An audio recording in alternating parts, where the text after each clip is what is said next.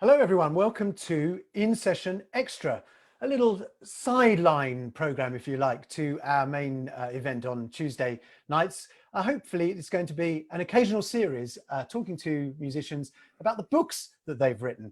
My guest in this first edition, my special guest, is pianist, organist, composer, and many other things besides, Roderick Elms, who's got a new book out. His autobiography is called Just a Little from the Top, Reflections from the Keyboard and Beyond. It's a great pleasure to welcome you, Rod. Thanks so much for being here. Pleasure to be here. Yeah. Lovely. Well, writing a book, first of all, is always a bit of a challenge. It's not something that everyone can do, even if they have their head full of memories. What made you take on the task in the first place? I think years of being badgered by colleagues, you know, meals after rehearsals, before concerts, the odd anecdote, and people saying you must write those down. And I think the final catalyst was actually conductor Martin Yates, who responded to some innocent, well, I thought it's an innocent comment on Facebook. That sort of coincided with this awful situation that we are encountering, which started back in March, didn't it? And I just thought, well, what am I going to do with the time? And I thought, well, if I don't do it now, I'm never going to do it.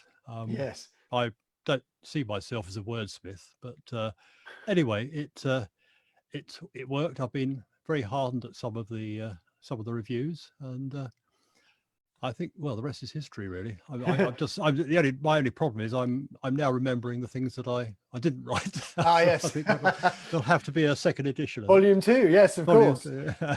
Yes, I rather assumed actually that quite a lot of people would start writing their memoirs in lockdown if they didn't have that much else to do. Yes. And you're right, it was whilst it's a very difficult period for musicians, of course, and everyone, but musicians not performing, is a time for reflection, a time for looking back and everything. Your book covers all of your life, really, doesn't it, from the very beginning? I wanted to start by talking about your school that you went to, the City of London School for Boys. It seems to me that this was one of those great schools that was just full of music. You couldn't help but be carried along by it. It was, I think, the choice of school was partly chance, really, because at the time, I mean, when I was 9, which I forget when that was, it's a very long time ago, I was a junior exhibitioner at the Guildhall School of Music, which was then situated in John Carpenter Street, just off the Victoria Embankment, which was exactly opposite the City of London School. And I suppose every Saturday morning, one just became aware of this building, found out a little bit more. And it opened up opportunities for a few extra piano lessons midweek.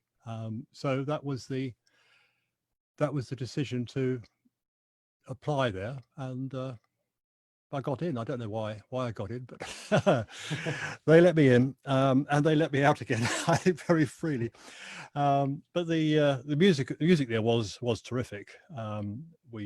We had a strong music department, and I've now actually, one of the lovely things to come out of this writing this book was the memories of the assistant head of music, who's an incredibly talented musician called Martin Roberts. And I remember he came down from, he'd been to Cambridge, Oxford, London. I think he'd been to every university going, collecting degrees, a stunning viola player, pianist, and everything else. But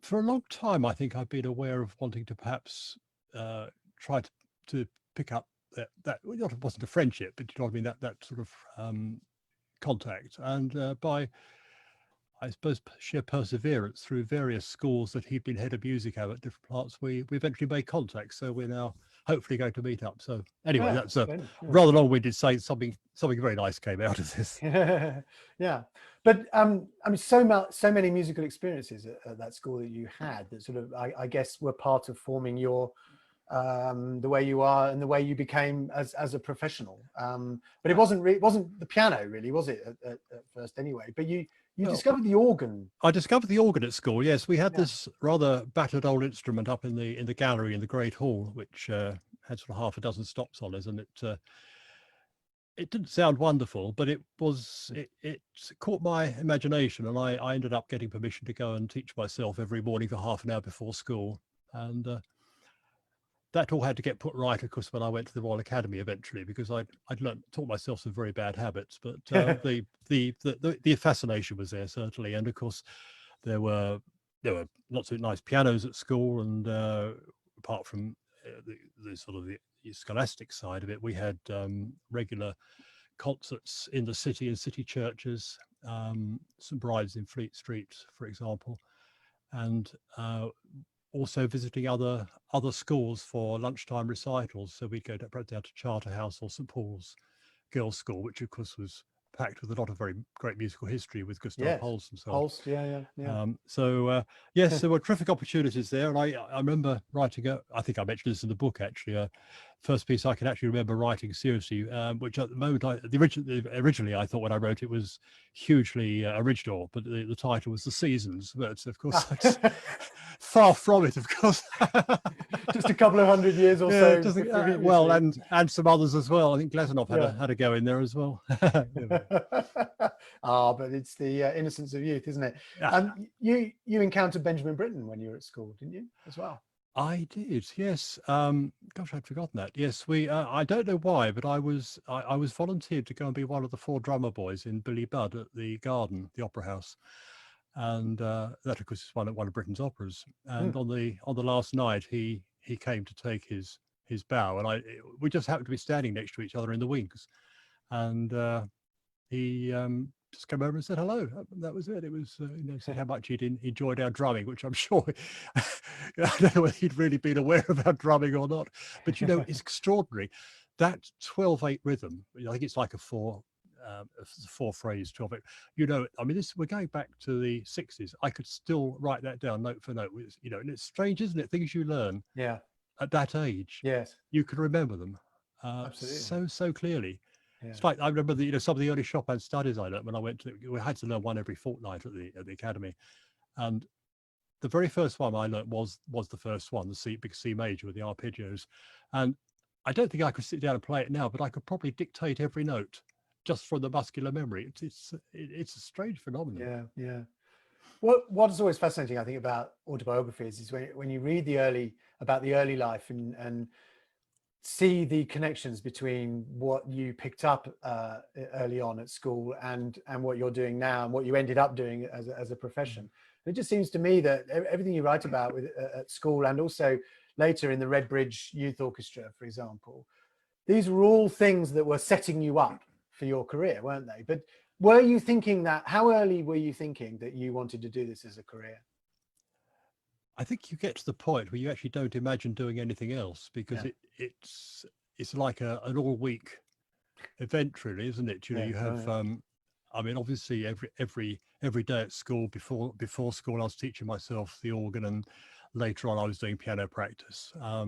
Then lunchtime in the Great Hall we'd be doing piano practice on the big piano there, and then of course I got involved with the local music service, music school, so there were things going on there at the weekends, and then the youth orchestra, and there wasn't really time for a lot more, and it's almost a natural progression. And I mean I remember actually thinking back on this when writing, that really did I you wondered, did you make the right decisions? Were you informed enough?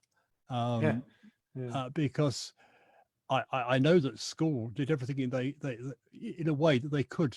Maybe it was an act of conscience, I don't know, but just to kind of say, are you sure you know what you're doing? Not getting quite as far as to say you must be completely mad, but I could see it in the headmaster's eyes when I was off. But anyway, there we go. I had very similar experience. I mean, music was all encompassing for me, and there was no other option.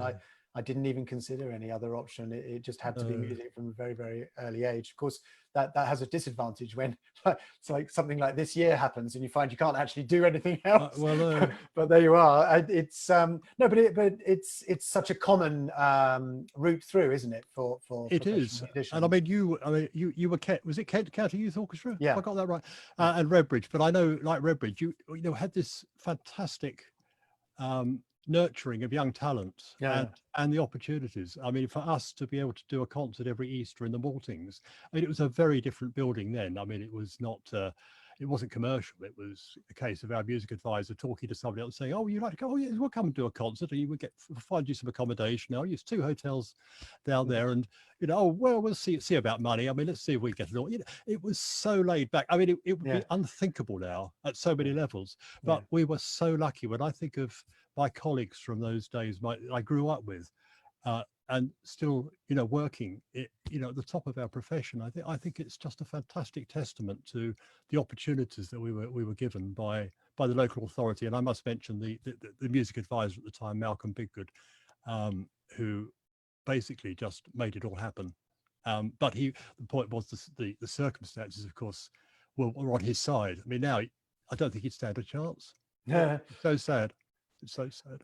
I was struck by one thing you said in your book about having the ambition to be an orchestral pianist. And I think that's quite interesting, because you always assume, I suppose, that pianists will want to be either recital pianists, soloists, of course, or chamber music players, something along those lines. But to play the piano in an orchestra is a very, very different world. It's a very different thing for a pianist. So did you really had that ambition? You wanted to be part of that group? Yeah, I suppose, if I'm honest, when I was at school going through the youth orchestra, playing concertos and that sort of thing, I suppose I entered the RAM thinking that was probably what I was going to do. Again, I think there's a mixture here. I mean, I think I probably didn't know any differently. I was quite naive in some respects. I don't think, looking back, that I don't know that I had the dedication for that sort of life of what is really solitude. Irrespective of whether life would have given me those breaks, I don't know. But I mean, as you probably know, having read the book, there was a defining moment for me at the Academy when I was asked if I'd go in one morning to the orchestra and play the piano part. Well, it's piano and celeste, actually, but principally piano part, for Harry Janos, the Symphonic Suite. And that starts with this huge orchestral sneeze. It's a nice way of describing. But that morning was a revelation to me, because I'd done the odd bits and pieces, with the youth orchestra on the piano. I mainly my skive to be in the youth orchestra was to learn the double bass. Actually, that was that was my motivation. Was so I could sort of go on the residentials. And anyway, that was another story. But the Harry Janos was an eye-opener for me. I mean, I'd never played anything of that order in an orchestra, and I thought, wow, this is just so exciting, sitting amongst all these like-minded people and being similarly creative. Yes. To an extent, in a soloistic way. I mean, a lot of the keyboard repertoire is either rhythmic or it's sort of textural. Some is very soloistic, of course, like Petrushka is the obvious one to mention. Yes. Symphony in 3 movements, and Bartok music for strings percussion. Actually, there's a lovely story. Bartok's music for string percussion, Celesta. It has a mega piano part, very, very solo piano part, but that's not mentioned in the name. No, but it doesn't get top billing, does it? No, it doesn't. The Celeste, however, which of course has a lovely part, but it's, should we say, not quite of the same magnitude or prominence as the piano part, has led to a number of misbookings from orchestral managers, including the very first time I ran across the piece with the BBC Symphony Orchestra back in 1978. I was originally booked on piano because they thought that was the minor part. And a colleague whose nose was seriously put out of joint at the time was booked to play the Celeste part, and he was on the phone saying, who's this young upstart playing the piano? Yeah. Anyway, that was so yes, wide it was just something I felt I just knew at that moment I wanted to do. But what is so different now? I mean, at that time I remember going to, it was a gentleman called Noel Cox at the Academy, who was, I forgot, he was the director of some, I can't think what his position was, but he was the warden, I think, saying, right, what do I do about this? And of course, the colleges didn't know. It was a luxury. To an extent, it still is, grab a pianist off the shelf and put him in the orchestra. But they didn't know. So in fact, I found my own way. But things are different now, and I think there's a lot more careers advice. I've been into the Academy to give talks about piano playing, and opportunities and that sort of thing. But yeah, Yeah. there's been a huge amount of change. They've got bars and televisions, I gather, in the colleges now. We didn't have those in my day. I mean, they certainly had bars in my day. I don't really, to be honest, I don't really remember the televisions, but that might be because of the bars. Who knows? You mentioned that Bartok in 1978. It was very close, actually. Not that long after you made your. Well, I think you mark as your debut or your first professional engagement, anyway, with the BBC Symphony Orchestra, wasn't it? March, in 77, I think. Yeah. Was it? It was March 78, I think. Yeah. But what was the scene like then? I always think of, because I think of like Previn and the LSO and those sort of guys around that time in the 70s, very glamorous. You know, they were always off around the world. They were on TV. There was very much that kind of feel to it in London at the time. What was your experience of that scene at that time? I suppose of course, my memories of that time are going to also be coloured by where I was in sense. So I was in awe of everything and everyone. So everyone seemed hugely glamorous, and of course, in many ways they were. I mean, yeah. my early days working there and working with the Symphony Orchestra at Maida Vale. I mean, there was Noddy, as we call him, Gennady Rushnozensky, was still, I think he was still principal conductor. Boulez had not long, I think, ceased to be principal conductor, although he actually did.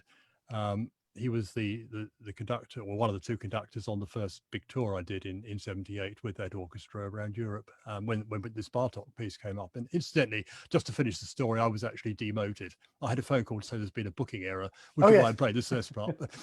So honours was restored for my colleague. And we in fact shared that tour with Pierre Boulez and Sir Charles Mackerras. I don't know whether Pierre Boulez appears in my book, but Sir Charles Mackerras certainly does. But, yes. That's another story. Yeah. And that was a terrific tour. It was interesting that in fact Pierre Boulez used to travel on the coach with the orchestra, and Charles Mackerras insisted on his limousine. Just a little distinction there. Yeah, Noddy was always great fun.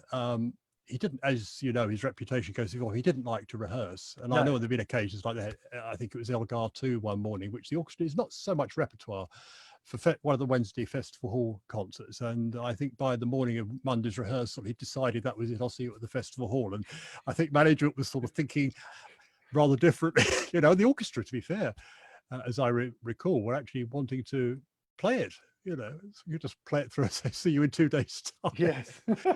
But I rather like that about him. I have to say, I mean, it sort of means that you're often on the edge of total disaster, but sometimes with an orchestra that can be a good thing, and it sort of lifts everyone up and keeps them on their toes. I mean, you never got a relaxed, comfortable performance from Rozhdestvensky.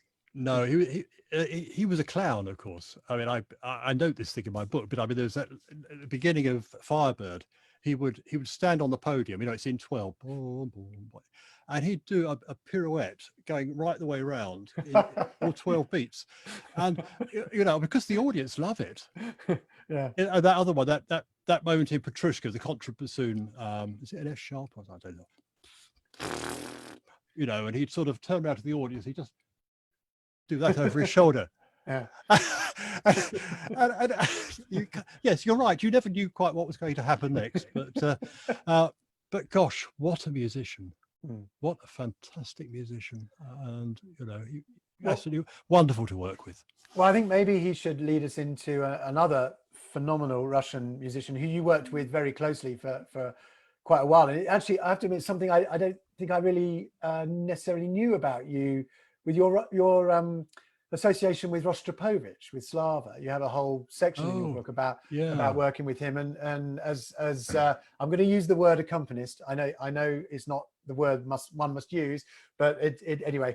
So you would play piano with him, obviously on the cello, and travel around with him and spend a lot of time with him. And another phenomenal musician and great person. We did. Interestingly, he and I did talk about the role of the accompanist, and actually he would probably take issue with you on that. Everyone always does. Yeah. No, well, yes. I mean, well, it depends. You see, I spent a lot of time with Slava just working on new new commissions. Yes. New and that would involve usually just often in those days a handwritten full score, sometimes typeset, but which meant a lot of homework, because I mean, I'm not a natural score reader, but when you're talking about contemporary music as well, you know, a lot of which is percussion based, so you're ending up sort of bashing the top of the piano with your knuckles and things. I think he probably would have described that as coaching rather than accompanying. But I mean, when we were doing recitals with things like the Prokofiev or Shostakovich sonatas and things, he was always incredibly generous. Actually, he would insist that we kind of appeared equal. Though it went without saying that it was very different from that. but how wonderful to be seeing some of those works that were written for him with the ink barely dry on the page. That must have been amazing, because I suppose you're sort of witnessing an entire repertoire being created in front of you. Well, to an extent. I mean, obviously the recital aspect was very much existing repertoire, but the new concertos, I suppose we went through 5 or 6. Some were not actually first performances. I mean, like we did the Britten Cello Symphony, which obviously had been written for him, but he was just resurrecting the Shostakovich concerto as well. But he was quite funny. I remember we did that with him at in the Barbican with, I forgot his pupils. Was it pupil or assistant from Washington? Anyway, he was conducting. But there's a lovely little sort of bit of dialogue between the celeste and the cello in one of the middle movements, and he insisted on dragging me down to the front of the stage to take a bow alongside him. And I think, you think you please no. Honestly. There would have been other musicians who would have absolutely lapped that up, of course. Well, possibly, but yes, he had a big heart, we spent time in Albury together, and just it was extraordinary just walking along the seafront, eating fish and chips out of a newspaper, and just thinking this is, it's priceless, really, just seeing the natural side of this man. Shared a lot of things together. Yeah. One of the other entertaining parts of the book I find is you talking about playing for orchestral auditions, which you ended up doing quite a bit of. These extraordinary experiences that are often utterly terrifying for musicians trying to get into orchestras. Yes. Sometimes they're blind auditions, of course, sometimes not. But I mean, some of the people you played for, they're so rude and so unappreciative. Yes. I mean, I've only ever encountered one set of blind auditions, or screened auditions, really, and that was for a trumpet job in the BBC Symphony. But that was it was quite interesting, because I remember everyone that came in, the principal would say, "Hello, if you've got everything," there'd be a conversation would immediately start. So it wasn't. They know exactly who it is. well, some of them, but yes, I mean, I think it's you have to be something of a sort of understand the psychology, because it's very easy to. Sorry, I'm burning out in the sun here, aren't I? You are actually. It's suddenly got sunny in your. I'm going to try to keep the beam of the window. Or are you able to move your computer to the right or a little bit? I can only go and I can let a blind down, but that would be disappearing for a few seconds. Don't worry. It does look slightly odd at the moment. The sun usually goes down at some point. I mean, with a bit of luck, true. It'll still do that. But yes, so you have to, I suppose, assess everybody, because some people want to talk, they need to talk when you're not actually playing. Others, you try to engage them, and they immediately that's not the thing to do. It's because it's a terribly stressful situation, not just going and sort of laying yourself bare in a sense in front of a panel, but in many cases they're actually colleagues, because a lot of people that come in to play. I mean, I remember playing hall auditions, principal hall auditions for the BBC Concert Orchestra many years ago, and Michael Baines, who at the time was a horn player in the BBC Symphony Orchestra, he'd just got off a plane from New York on tour, and he came in and he said, "This is going to be rubbish." Well, I won't comment on that, but he still got the job. Yeah. So everyone has to sort of see through the situation, but But there was one woman who came in and sort of swore at you because she didn't really understand what you were doing, even though you were the one Well, doing it yeah, right and she was doing it wrong. And it's well, we were, extraordinary. we were, we were running through the first move to the Brahms concerto, and there was one of those passages where it's absolutely unambiguous. You follow what they're doing, and for some reason she was, I suppose, trying to follow me, but we were playing a bit of cat and mouse. And she's, I won't repeat what it's in my book with a few asterisks, but you know, you could probably interpolate from that what she said to me. So why are you around? And I said, well, first of all, you know, you're not. That's not an appropriate way to talk at this stage. And you know, the general idea is that I'll follow you. Okay, so there not too many, haven't been too many rude people like that. There was one somebody who actually, we were doing some cello auditions at Craxton Studios. I remember somebody coming in and playing a piece which, in fact, it was a movement of the Shostakovich Sonata, which I had played just a few weeks earlier with Rostropovich, and he was taking issue with my speeds and things. And I said, well, I have to say, you know, I probably shouldn't have. I said, well, you better take issue with the last person I played this with then, because it seemed to suit him. But he was being quite, he was being so rude. He said, no one plays it like that. You know, come on. Well, so you're pulled rank, basically. Well, trouble was he couldn't play it, and you know, it's difficult because he was being so rude about it. And I mean, I'm not naturally a rude person, but you get to a point, as you know from my book, you just kind of think you've got to say something. my favorite, I think, was the violinist who asked to play the Mozart D major, but without the piano because it puts him off. Yeah, well, yes, well, the what came before that was this this poor gentleman. He was playing. He was starting with the Wieniawski Polonaise. Now, most people would understand that traditionally a Polonaise has 3 beats in the bar. Unfortunately, he'd learnt it with 4 beats in the bar, and I tactfully queried. He said, "No, this is how it goes." Okay, so we we went down ready to perform in 4 beats in the bar, and because unfortunately the panel were not coping terribly well. The handkerchiefs were out, and so they were anyway. But he'd also decided that it was the Mozart D major, where you have offbeat sort of between, and it was a minefield upstairs rehearsing. It really was. So we sort of lurched through this Wieniawski, which was stopped fairly soon actually.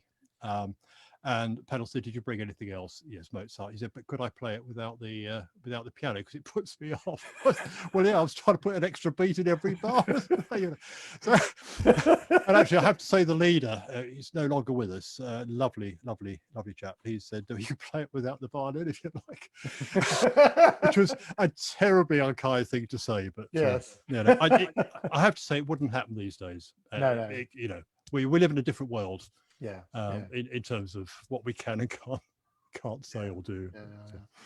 You outline the orchestras that you played with and that you've been most associated with. I mean, I think the BBC Concert Orchestra has to be mentioned here. I mean, you spent a lot of time at the BBC, of course. I mean, we mentioned that BBC Symphony Orchestra was your first sort of pro engagement, but you've spent a lot of time at the BBC, haven't you, with the concert orchestra and doing all those Friday night is music nights, all those kind of engagements, the sort of broader mix of music that the concert orchestra tends to do.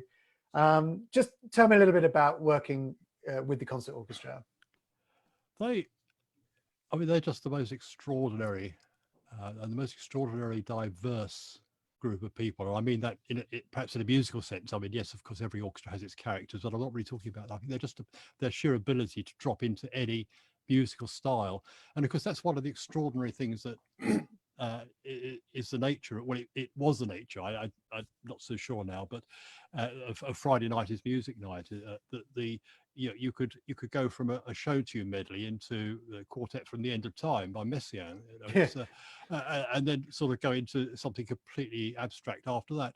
And in a way, that was one of the gems of that program, was that concept of simply just changing styles. And I think, yes, it's I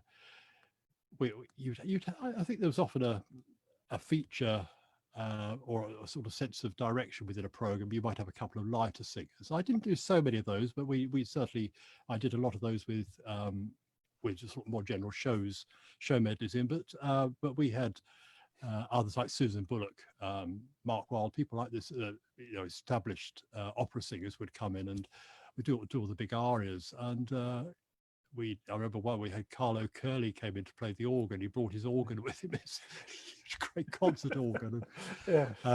He was a character. So yes, it was terrific seeing the variety that would just turn up on that show. It's very exciting.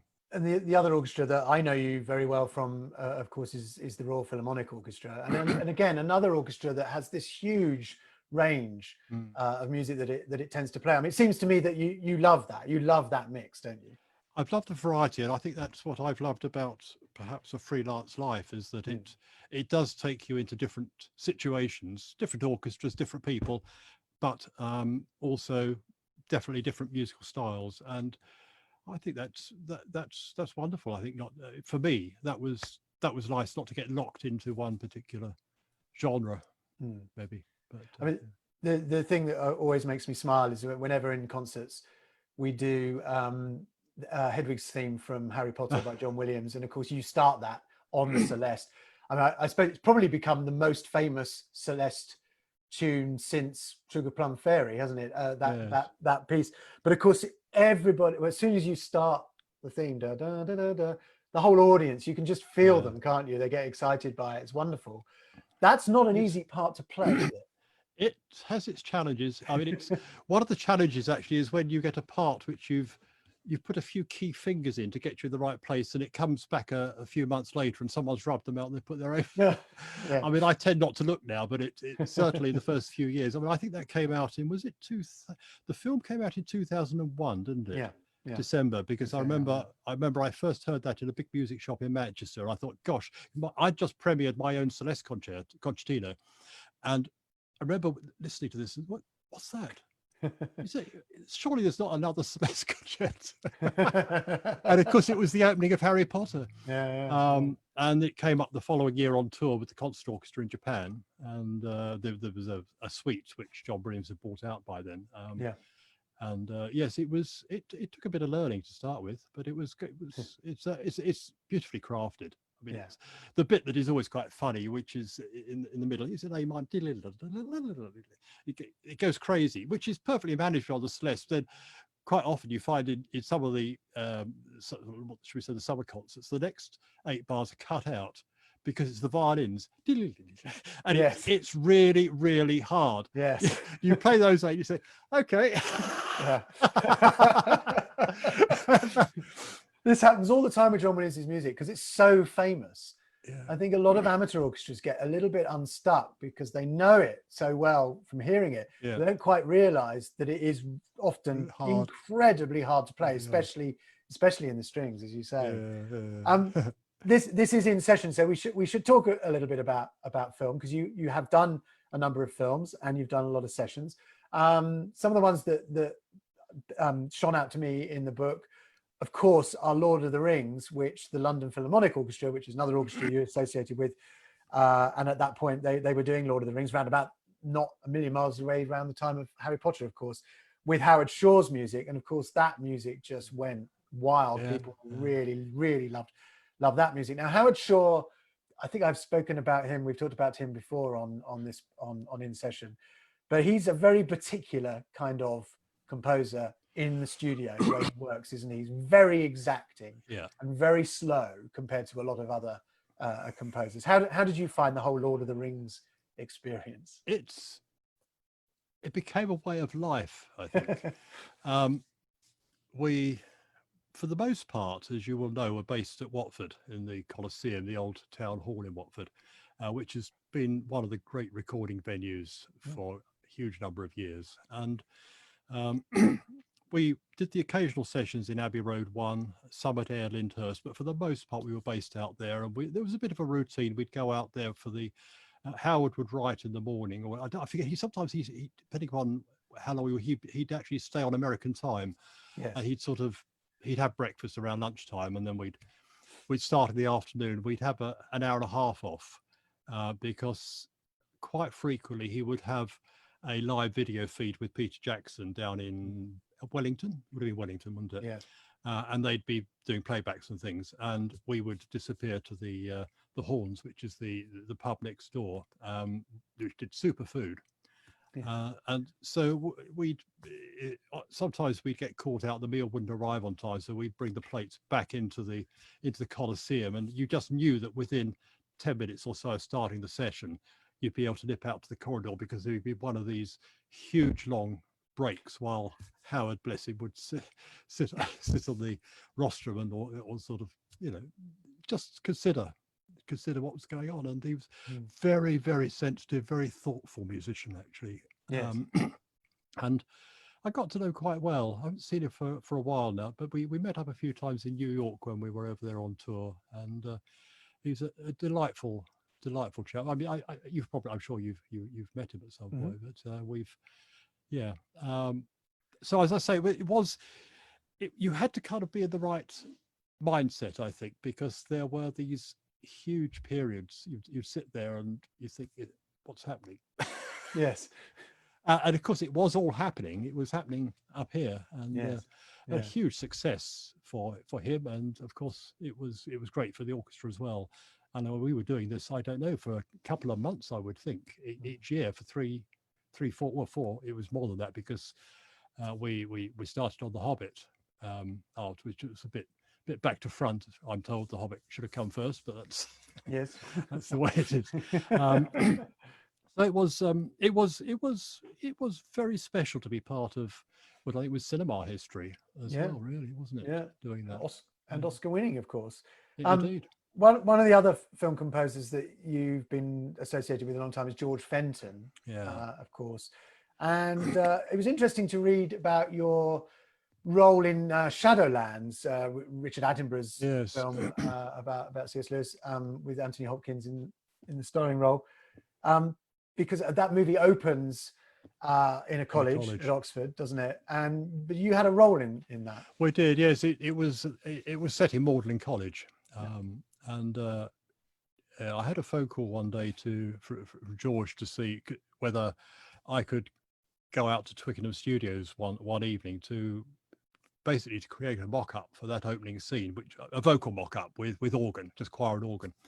I mean, this was quite, I forgot, I can't remember the date of this. You probably know, was it 80s? Shadowlands was what, 93, something 90, like that? Was it? Yeah, it was early 90s. That's right, it was early 90s.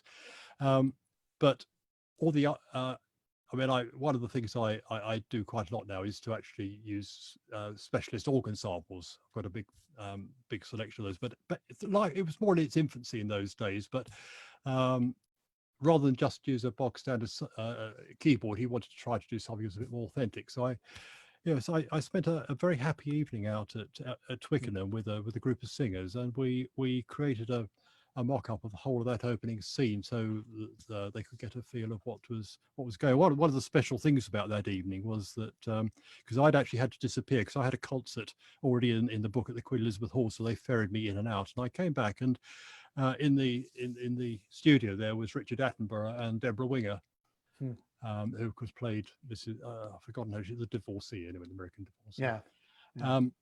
And it was a very, very special evening. It was it's a long time ago now, but I could just remember that very sort of warm atmosphere. Richard Attenborough was so enthusiastic about every little detail. Well, and he loved working with George. I mean, George was a gift to him, really. Yes, I mean, that film. Projects. I mean, I watched it again actually just a couple of weekends ago. Because I think I'd been prompted by the book. We pulled the film, and actually it is. I think that's a wonderful film. I really love it. I mean, incredibly moving. Yeah, the story. I mean, it's yes. If you want to fancy a good cry, there's absolutely. And actually, take George Fenton's music and indeed Shadowlands takes me on to a couple of concerts I particularly remember because I was involved in them that you were playing in, which were film music proms at the Royal Albert Hall, because often you had a sort of slightly more enhanced role, shall we say, in those, didn't you? Because we did a prom, I remember, with Richard E. Grant presenting, which was for BAFTA, and Richard Attenborough came on and presented that, and I wrote the script for all of that. But there was also the one which Timothy West presented, which I know where that's going. I wrote Tim West's script for that. So what was lovely is I was able to be in the audience for that rather than, Yeah. you know, and just kind of enjoy it for once rather than presenting it myself. But in that one, you performed Malcolm Arnold's music from Bell's Centennials. Yes, it's funny because actually the reason for this whole thing was because the penultimate piece in the first half was Warsaw Concerto, which of Yes. course has actually become a big part of my life now. Yeah. But that's another story.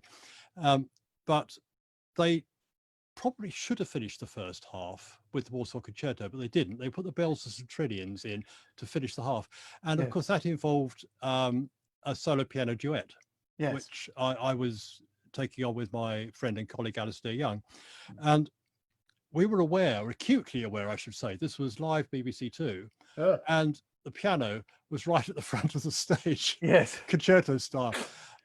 So someone had this wheeze that we would dress up as schoolgirls from St. Trinian's. And that idea was, it had quite a lot of merit. We were running with that until Nicholas Kenyon, who at the time was controller of Radio 3 and director of the Proms, thought perhaps that we should be schoolboys rather than schoolgirls. I don't know whether the idea of, cross-dressing was perhaps becoming a little bit frowned upon. Anyway, so we were dispatched up to, I'm trying, I've forgotten the name of the costumiers. They were in no, they were in Islington originally. I forgot. Anyway, they theatrical anyway, and we came away with schoolboy outfits. Was it Angels? Angels. Was it Angels? I'm getting confused with Angel Islington. It's Angels. That's right. Yeah.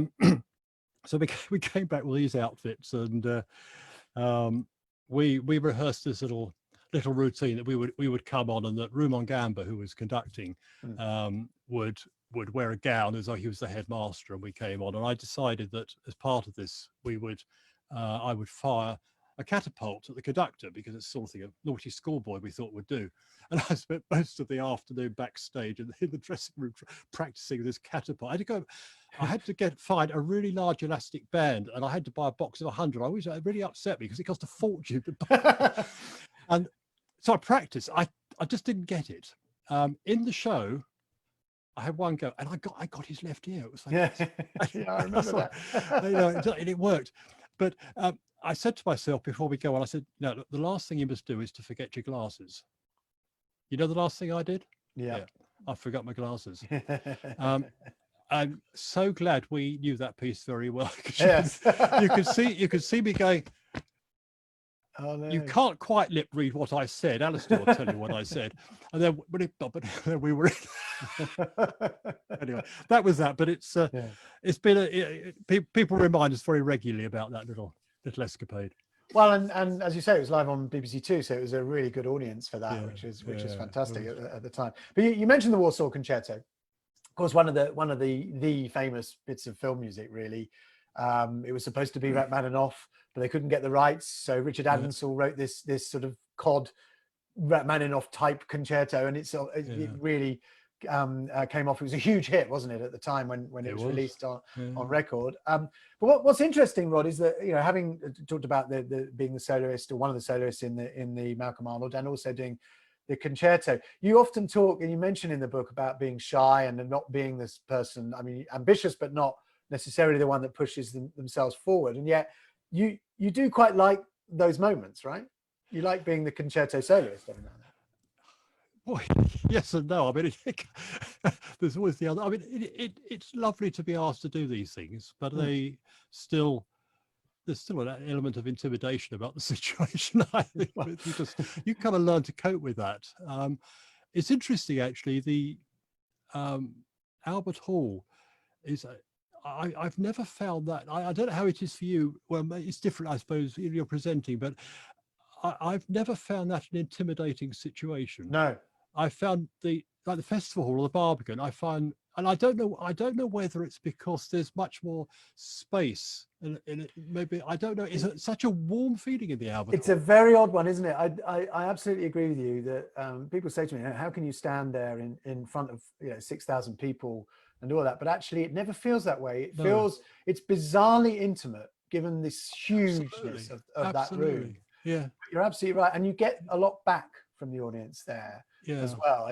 You're right, it's a very warm kind of feeling. It's strange because it's so vast, but Yeah, I totally agree. But I think to answer your question, I think it's a question of confidence when you're doing what you do, perhaps in a different way. I mean, that doesn't mean you're not nervous, but part of the act of growing up and perhaps, establishing your career is actually learning to not just cope with the nerves, but actually knowing to tell yourself that this, you can do it. Yes. You're on top of it.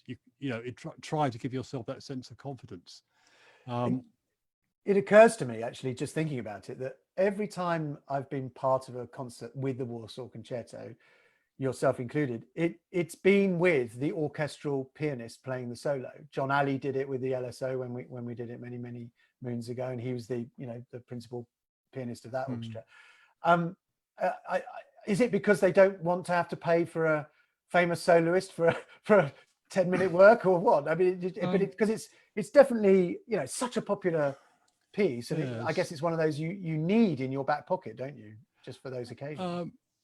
Yes, I don't think it's necessarily automatic fodder for an orchestral pianist, but it's I mean, I've certainly been asked to play it outside of that role, but I think it's true that more often than not,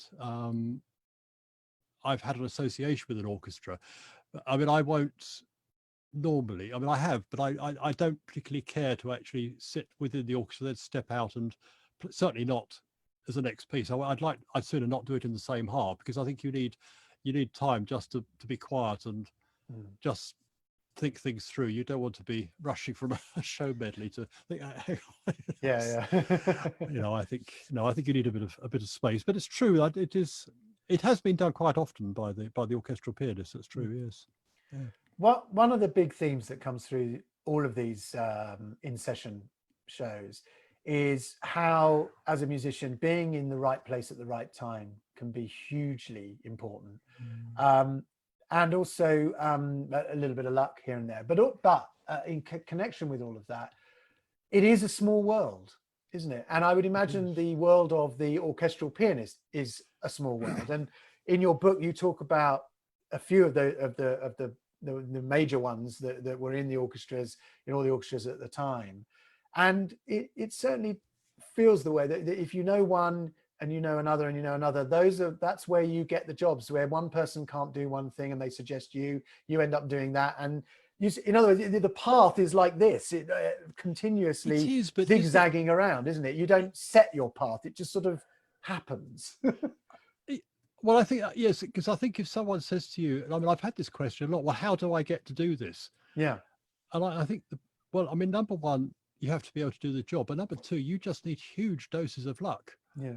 Because I would think in a way that's life, isn't it? If you're asked for a recommendation, you're only going to recommend somebody who can do the job. I mean, I suppose by definition, those tend to be the people that you've worked with or know fairly closely. I mean, I suppose it is a fairly close-knit circle, but the other side of that is there isn't a vast amount of work. I mean, there's none at all at the moment. Well, no. Sorry, I shouldn't. No. I'm not laughing. I think I'm just thinking, goodness me, where are we going? But anyway. But there's sort of key figures that other orchestral pianists that you revered when you were younger, but you spent time with, didn't you? And especially on tour, if there were two keyboard parts on tour, and you spent time with them. So you're sort of absorbing all of their experience, and able to use that yourself. Yes, I mean, when I first started working with the BBC Symphony Orchestra, I remember particularly Harold Lester was still with us. We still see him at our keyboard meal sometimes at Christmas. Was one of the regulars there. Another chap, Richard Nunn, but he's not with us anymore. But I mean, the giants of that time, who actually were also very involved in the session world, which I really just touch upon, but I wouldn't say I've ever been deeply involved in that area. But were the two names come to mind: Michael Reeves, who was very much involved with the London Philharmonic, but also huge number of sessions and solo work, and also a very dear friend who's still with us, Leslie Pearson, who for many years was the member pianist of the Philharmonia. And certainly, I mean, I can remember the first time I played at the festival hall was for a performance of Gerontius, Elgar's Dream of Gerontius, with the, I mentioned this in my book, the Forest Philharmonic Orchestra with the great Frank Shipway. Now, I wonder how many people are going to think pricking their ears up at the mention of that name. But I didn't know that organ, and a friend of mine at the time knew Les quite well, and I was given for Les's phone number. He said, "Give him a ring." So I rang Les, this, to me, god of the profession, and said, "Could you give me any tips on the organ or the part?" And he was just so kind, because he didn't know me. He knew our intermediary, but he took me seriously, But I just think, gosh, that was 1974. It's a very long time ago. I always think getting to play the organ within an orchestral context, you so often get the big moment, don't you, at the end? Oh, yes. I mean, thinking of Walton, Belshazzar's Feast. I mean, gosh, there's a big list. Mahler 2. There's all these huge works that you get to really ultimately take all the credit for at the end with this. Yeah, it's great, isn't it? These huge notes that don't appear in any of the rest of the piece, and then boom, you're in. That must be quite satisfying. I know sometimes you've had to do some quick runs, haven't you, from the stage piano, and then find your way up, which is not always that easy, up to the organ to play that note at the end. Yes. Oh, strangely, actually, the festival hall used to be feasible because you could get from the stage to the organ in the festival through a little pass door just behind where the timpani usually are. That has now changed. They've moved the console back, so you have to clamber through the audience or the choir to get to the. Conversely, in the Albert Hall, which you used to have to tread over the chocolates and all the other paraphernalia on the floor to get to the organ, because of health and safety, one of the great things there is that now they've made the access next to the organ, so in fact you can come in and out usually yes, quite right, at great speed. One of the wonderful challenging moments actually is to in the classical spectaculars is to get from the end of Rule Britannia running down to catch the first Celeste chord in as we call it, Des and Norma, or Ness and Dorna. And it's become a badge of honor actually, which was re-established by my former colleague Dr. John Birch. He used to delight in making sure he was going to be down there. I mean, they used to put a link between those two pieces, but they actually took the link out just to kind of bring the stakes in a little bit. It's like a sporting event. But yes, to answer your question, of course, those moments are exciting, the end of these huge pieces. But they're exciting if you've got the right instrument. The Albert Hall, of course, is terrific for that. Festival Hall, sometimes you struggle to be heard. I mean, people on its own, it sounds very loud. At the end of Belshazzar, you barely hear it. But it's not always about the power. I mean, the very first entry for the organ in Belshazzar's Feast is a bottom D. And it's just like a very slack bass drum. It just moves air. You can't actually do that in the festival hall in the same way, but the Albert Hall, you've got the right sounds, and it just rumbles around, and and some of the quieter sounds on the Albert Hall are actually the really exquisite ones. It's not all about the power. Yes, the power's exciting, but some of the quieter sounds are absolutely wonderful. The vast majority of your book, of course, is about your being an orchestral pianist and the other things that we've been talking about.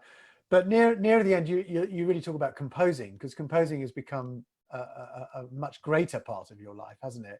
Just as we wind up, talk to me a bit about how important composing is to you. It's become increasingly composing. I mean, I started when I had a church job as an organist for 40 years, and I thought 40 was a good time to perhaps move on. It's getting difficult to get deputies every single Sunday. But we had a great choir. We had a lovely flautist of the choir, Carolyn Taylor, as she was then. And it was suggested that I do some carol arrangements featuring the flute. That developed into 2 sets of carols. They were orchestrated, they were recorded, they were performed. And out of that came an interest in perhaps more general writing, instrumental writing, and chamber music, symphonic music. And it's become quite serious now. It was interesting. One of the when I out of the book came in fact, two in particular emails I had. One was from Brian Kay to say, love the book. By the way, I've just written my own, and I know that you're in touch about that, perhaps for a future episode. Another was a gentleman called Lewis Foreman, who is writer of musicologist. He's written a fabulous book on Bliss, and he has very close connections with Dutton, the recording company Dutton. But he wrote to me as well, and he said exactly the same. He said, I've just written my memoirs. So that was, I've forgotten where you went with that question. Sorry, I've just gone off. I was asking you about how. The composing, yes. Yeah. And Lewis Foreman said to me a couple of years ago, we were doing some recordings at Watford for Dutton, and he said, I think you've got a symphony in you. Well, I didn't share his optimism, but I was thinking about this a few weeks ago, or a month or two back, and I thought, well, I need a break from writing, because a lot of what I write is Christmas, and I don't really know what's going to happen at Christmas. I think the Christmas hires are probably going to take a bit of a dive, but I thought, well, maybe I'll give a go at this. I don't think I've written a piece. It's not, I don't think it was ever going to be a symphony. I don't really do deep and meaningful, but I think it sort of tries to start out with Radio 3, but I think it sort of ends up in jazz. So I mean, mind you, Radio 3 does jazz now, doesn't it? No, Radio 3's always done jazz. Always done jazz. Oh, how so we've got just over 20 minutes of actually Symphonic Variations. Based on a hymn tune, interestingly. It's funny how there's some fantastic hymn tunes out. This one is actually the tune St. Anne, which Bach wrote a great fugue on St. Anne, and the words to that hymn are "Oh God, our help in ages past," and I think perhaps the sentiments are not appropriate if you believe at the moment, but it's the one you always hear on Remembrance Day. So I've just sort of finished that this afternoon, some tidying up to do and some revisions, but yeah, so I won't say I've written a symphony, but it's probably as near as I'm ever going to get. Well, and let's hope we get back to proper performance work as well before too long. And I mean, we say this at the end of almost every show, but we're just keeping our fingers crossed that we're going to be able to get back to it soon. Because well, it'd be lovely to get back on the Albert Hall stage with you, Rod, and it would. Getting the Harry Potter music going again and all that stuff. Yeah, we've done a few of those together.